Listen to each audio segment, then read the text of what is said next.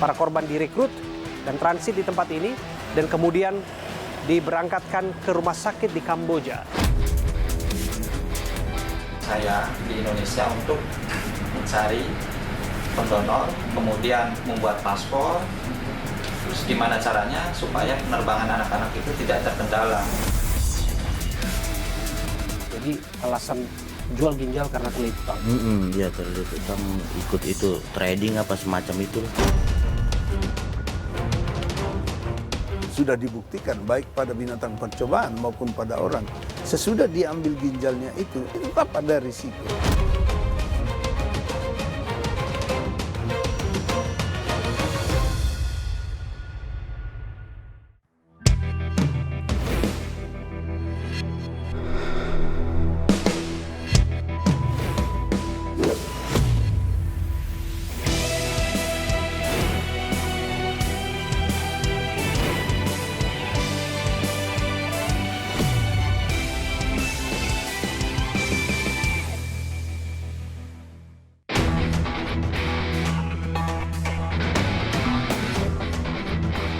Sejumlah pelaku tindak perdagangan orang dengan modus penjualan ginjal diamankan di sejumlah daerah di Indonesia. Di Surabaya, Jawa Timur, anggota di Treskrimum Polda Metro Jaya dan Polresta Kabupaten Bekasi menangkap anggota sindikat tindak penjualan ginjal. Saat ditangkap, pelaku tak berkutik dan mengakui semua perbuatannya. Tersangka diduga menjadi koordinator penjualan ginjal jaringan Indonesia Kamboja. Dirinya bertugas mencari rumah penampungan dan rumah sakit di Kamboja. Selanjutnya, polisi kembali menangkap salah satu pelaku TPPO dengan modus penjualan ginjal di tol dalam kota Jakarta Pusat. Pelaku N berperan sebagai perekrut dan pengurus pembuatan paspor korban sebelum berangkat ke Kamboja. Polisi juga menangkap seorang pria berinisial E yang berperan sebagai perekrut di Palembang, Sumatera Selatan. E dijanjikan oleh tersangka lain akan mendapatkan uang 2 juta rupiah untuk satu korban yang berhasil direkrut. Sebuah rumah kontrakan di perumahan Villa Mutiara Tarumajaya, Bekasi, Jawa Barat digerebek polisi. Penggerebekan dilakukan lantaran rumah kontrakan tersebut disalahgunakan menjadi tempat penampungan pendonor ginjal. Pasca terbongkarnya sindikat penjualan organ ginjal oleh polisi, suasana rumah kontrakan sepi dari aktivitas. Warga setempat menyebut pelaku dikenal tertutup dan jarang bersosialisasi di lingkungan. Berapa orang? Yang saya lihat sih 3 orang, 4 orang yang saya lihat. Ada perempuan, ada Orang. Dewasa semua ya Bu? Hah? Dewasa semua. Dewasa semua. Mungkin dari 4 orang ini ada yang tahu gitu Bu, namanya siapa gitu satu? Enggak ada yang kenal tahu, gitu? Oh, enggak ada yang tahu kenal. Saya baru kenal pas kemarin, bapaknya ngasih tahu nih namanya ada yang ini. Ternyata saya cek lihat KTP yang pernah dikasih itu nggak ada namanya. Ternyata itu udah dia ganti ya? orang. Kepolisian belum tahu, nggak ngasih tahu apa kasusnya, nggak ngasih tahu ke kami. Cuma harus ngecek aja. Karena ada masalah besar bilangnya. Cuman nggak ngasih tahu apa-apanya. Saya pun baru tahu ini.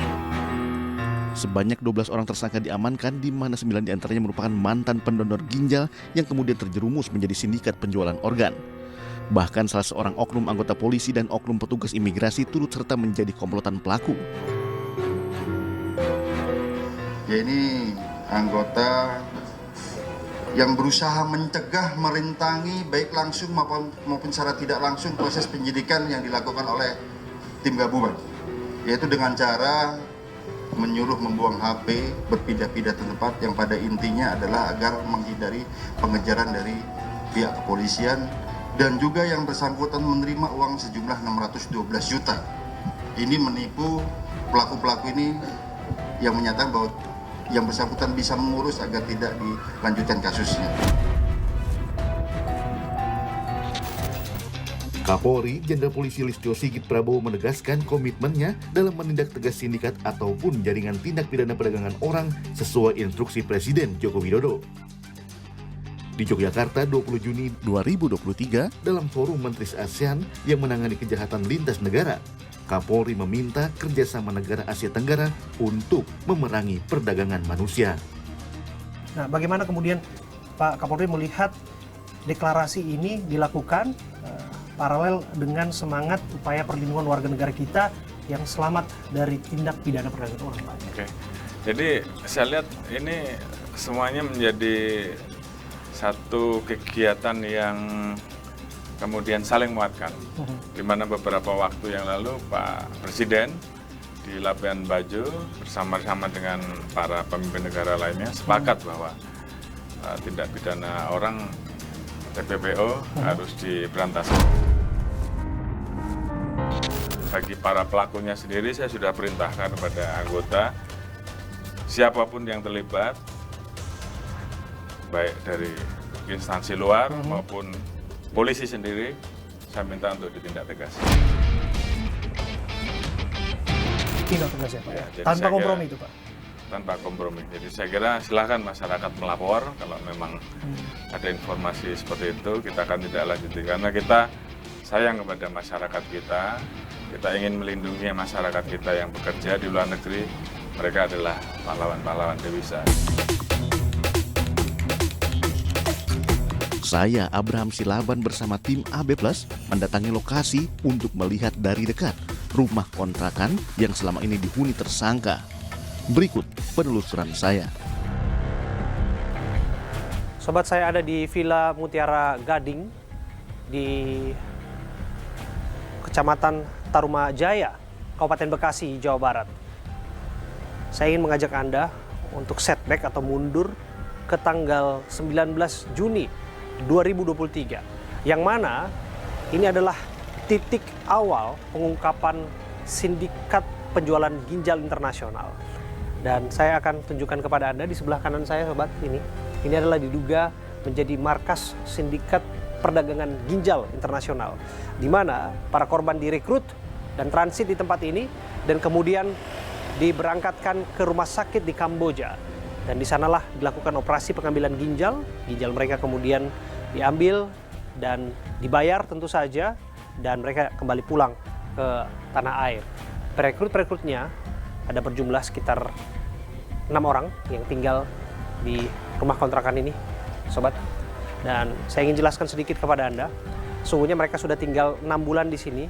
Semula mereka tidak tinggal di rumah kontrakan ini, tapi sungguhnya mereka tinggal di kontrakan yang ada di seberangnya, yakni di Villa Wakatobi namanya di sini ya, di Desa Setia Asih, Kecamatan Tarumajaya di Kabupaten Bekasi, Jawa Barat. Kemudian mereka izin untuk tinggal di seberangnya, di rumah kontrakan ini. Dan di rumah kontrakan inilah pada tanggal 19 Juni, sedikitnya ada 6 orang tersangka yang diamankan oleh aparat kepolisian setelah diintai berhari-hari. Ini dia yang diduga menjadi markas sindikat penjualan ginjal internasional. Dan sungguhnya kami sudah mendapatkan izin ataupun permit untuk masuk ke dalam oleh pemilik kontrakan.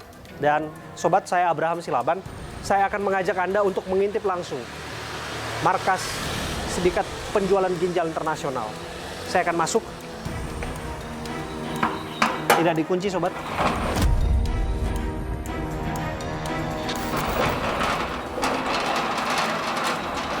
Saya coba buka. Nampaknya sudah dirapikan karena sebulan lamanya ya. Sudah dicat lagi nih. Sudah dicat lebih rapi. Tidak seperti awal penggerbekan itu. Masih ada bekas-bekas sisa kaleng cat yang ditinggal oleh pemilik kontrakan setelah penggerbekan. Oke, kita coba masuk.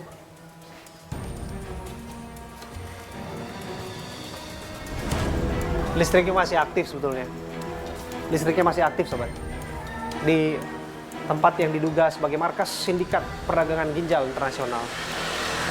Tentu saja terkunci ya. Terkunci, sobat.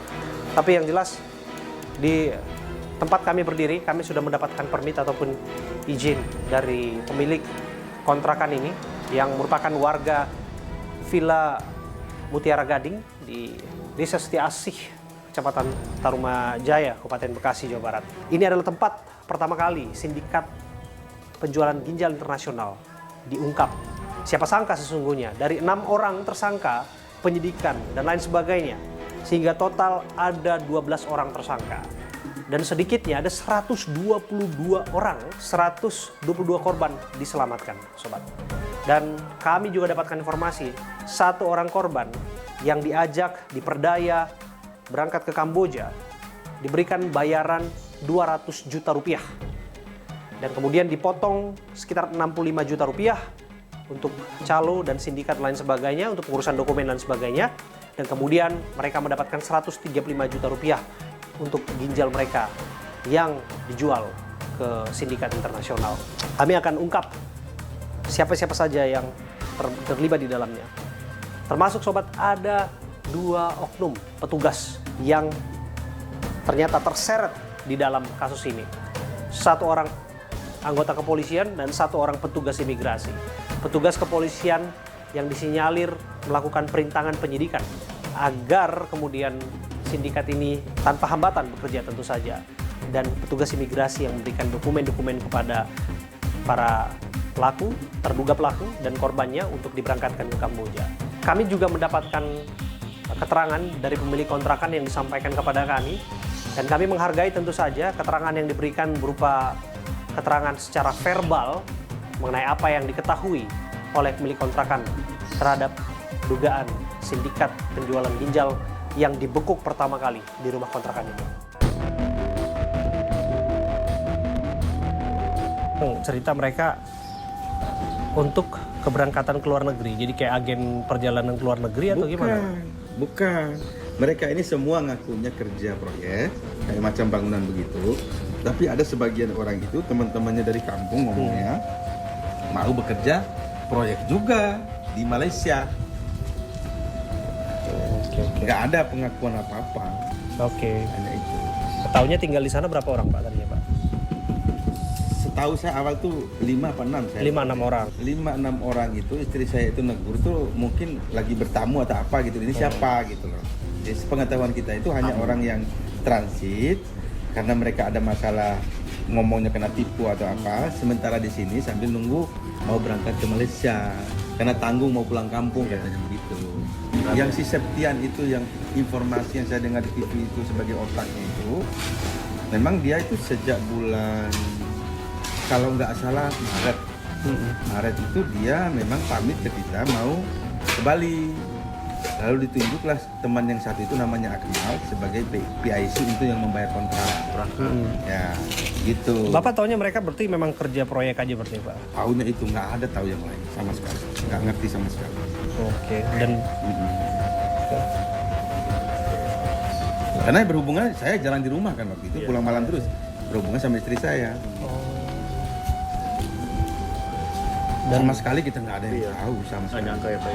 Justru berterima kasih cepat ditangkap sama polisi daripada banyak korban.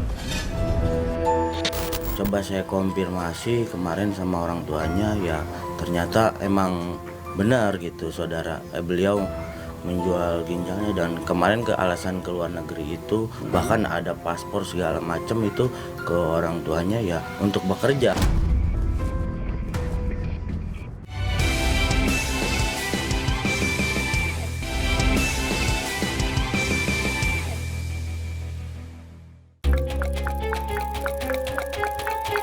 Mereka yang menjadi mangsa pelaku TPPO dengan modus penjualan ginjal rata-rata memiliki beragam permasalahan, mulai dari terlilit utang pinjol, jual beli saham, hingga terkena PHK.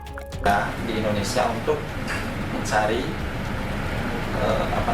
pendonor, kemudian gimana caranya untuk membuat paspor, terus gimana caranya supaya penerbangan anak-anak itu tidak terkendala.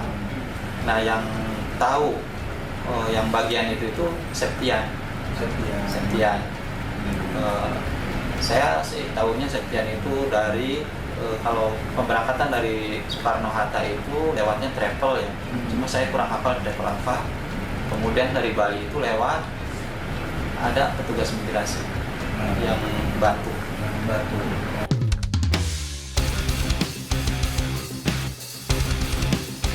Saya pun mendatangi salah satu korban di wilayah Cikarang Timur, Kabupaten Bekasi, Jawa Barat. Sobat, di depan saya Anda bisa lihat Pak RW 5 Desa Cipayung, Kabupaten Bekasi, Jawa Barat, mengantarkan kami ke rumah salah seorang korban tindak pidana perdagangan ginjal.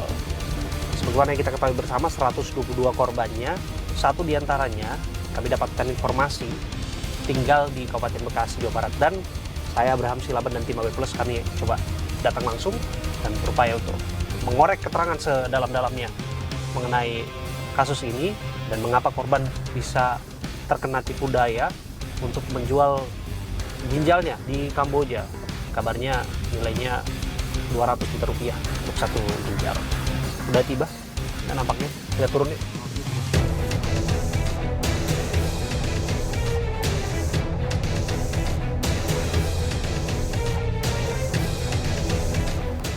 Atur nuhun Pak RW.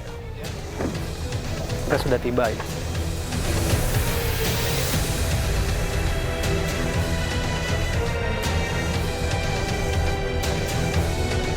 Assalamualaikum Pak RT.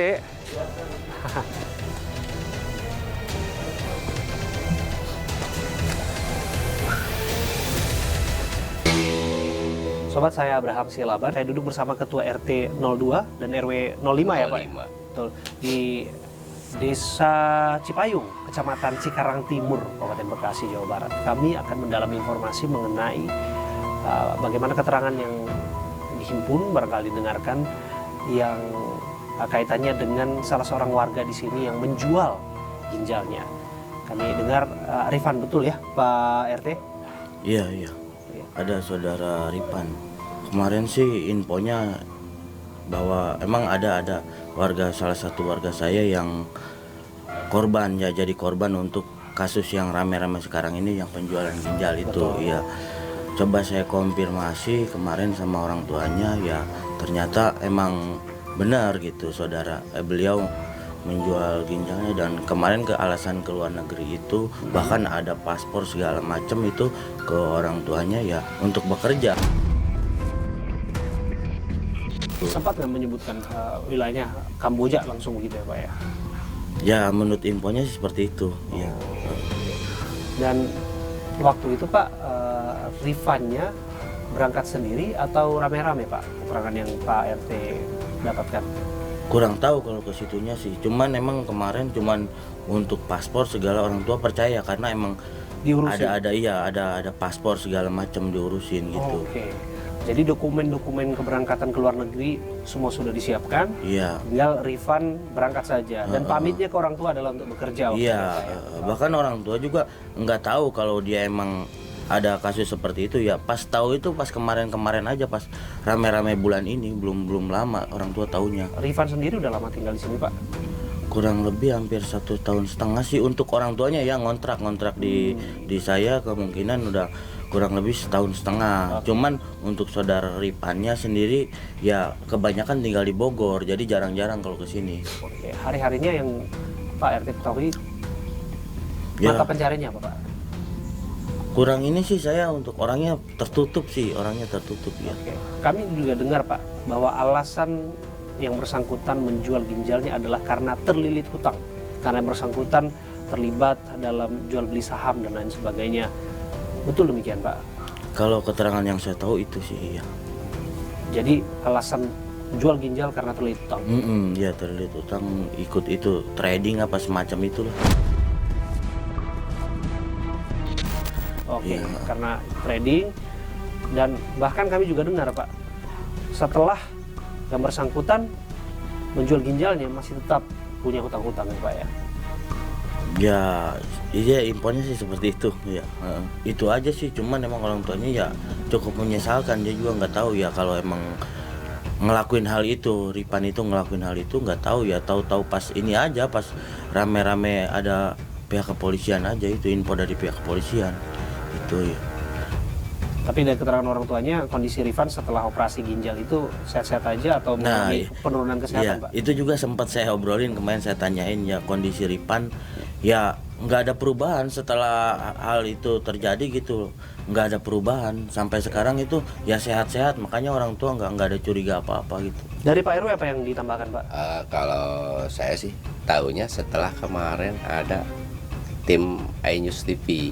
Nah itu baru saya ada informasi, katanya ada terjadi jual beli ginjal, hanya itu aja sih.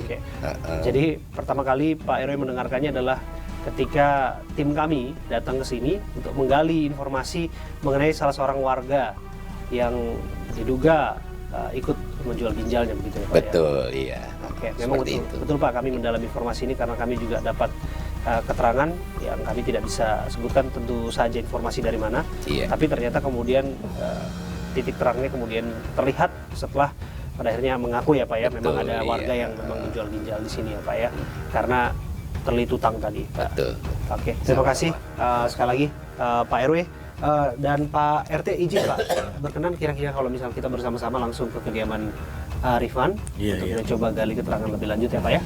Oke, sobat, kita akan langsung menuju ke kediaman Rifan, salah seorang korban tindak pidana perdagangan orang.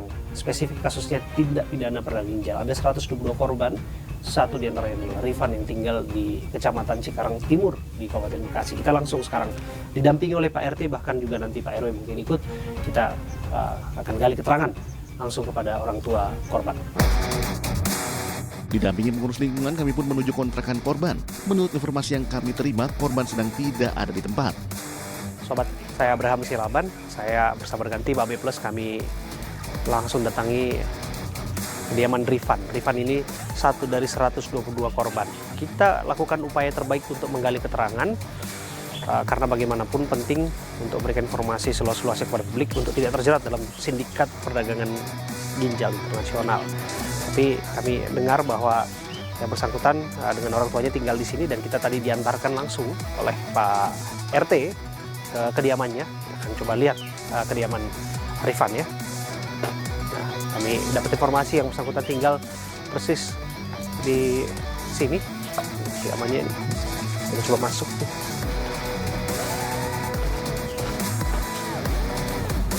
Assalamualaikum. Ya, dengan Bapak siapa Pak? Ilyas. Pak Ilyas ya? Ya, Pak Ilyas, terima kasih Pak ya sudah menerima kami ya. Pak Ilyas yang punya rumah? Bukan. Iya, yang punya rumah, cuma dikontrakin. Yang kontrakin, berarti betul yang namanya Rifan tinggal di sini Pak? Tinggal di sini. Oh, dengan siapa tinggal Rifan di sini Pak Ilyas? Sama orang tuanya, sama adiknya. Oh, bayi kecil. Udah berapa lama Pak tinggalnya? Kurang lebih 2 tahun lah, 1,5 tahun lebih. 1,5 tahun. Hampir 2 tahun. Oke. Ada orang nggak di dalam? Nggak ada, lagi pada orang tuanya yang lakinya kerja, yang ibunya lagi ngejemput sekolah adiknya. Oke. Tapi disinilah orang tua Rifan tepatnya sehari-hari tinggal, tapi Rifan sekali-kali datang ke sini. Iya.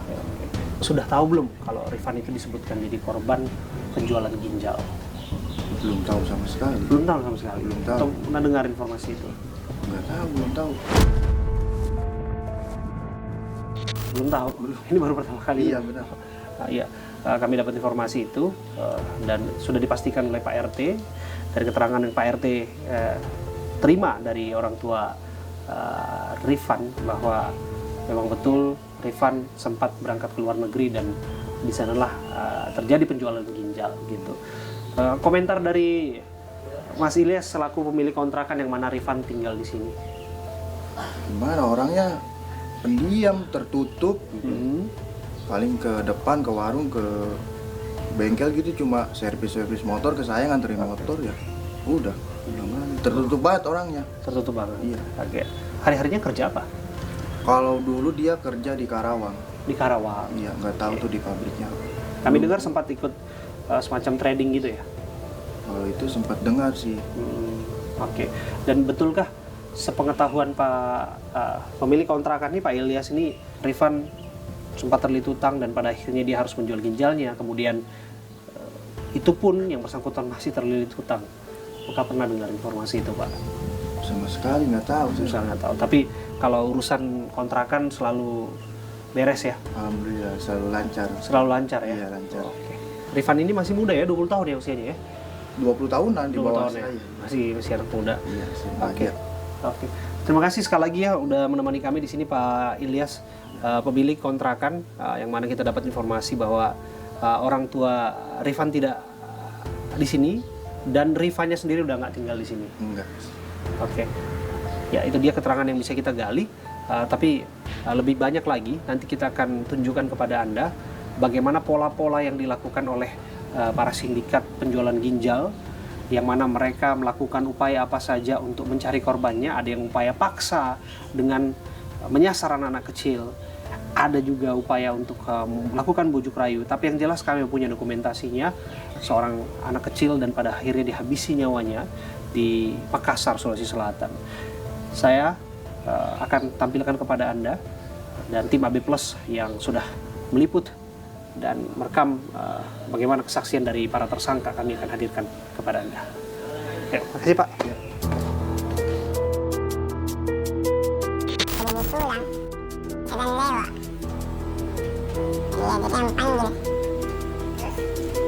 Terus dipanggil membersihkan rumah, dikasih uang 50.000. Langsung mau, korban langsung naik di atas motor.